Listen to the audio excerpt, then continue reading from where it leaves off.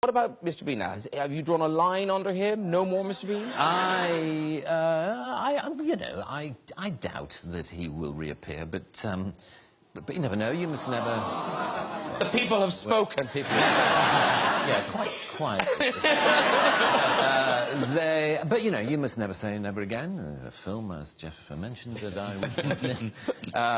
So you must never say never. But, you know, there does come a point when you feel as though you've done most of what you want to do with things. So. And because it's not based on language, because it's so physical, Mr. Bean, presumably it's popular everywhere. Yeah, it is. It has what we might call a global outreach. So, like, our holidays of misery, can you go anywhere? Well, yeah, I can't go to many places where you're not recognised. And it's the... yeah, the thing I find most tricky is when people don't recognise you particularly, but half recognise you. You know, it's that strange thing where they go... And of course that means they stare. They stare a lot. And they just look. You're sort of feeling, I wish that person wouldn't stare at me. So, you know, I'd rather just, you know, hold up a flag saying, yes. Yes, it's me. A few years ago, there was, I was in a Land Rover parts department near Peterborough, the kind of place you find me on most Saturdays.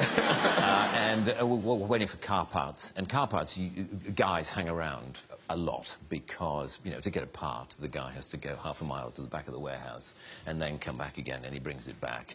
And he says, this is the left-hand one. Oh, you wanted a right-hand one? Sorry, I'll go. And back he goes, and it takes forever. Anyway, I was standing around with a group of guys, and I could see this guy doing that. And he came up to me after a while, and he said, excuse me, has anyone ever told you that you're the absolute spitting image of that Mr. Bean? And I said, well, actually, I am the actor who plays Mr. Bean. And he said, I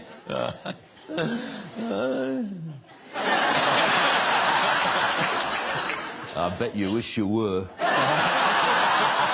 And there followed this bizarre conversation in which the more I tried to claim that I was the person whom he thought I merely resembled, the less he believed me. So but what was funny was how close he thought I was to you know, he said, the resemblance is uncanny. Have you ever thought of doing any, you know, look-alike work, like, you know, Stag Nights and Hen Nights? You know, you can go along as Mr. Bean. And I said, no, I haven't. He said, because you can make an absolute fortune.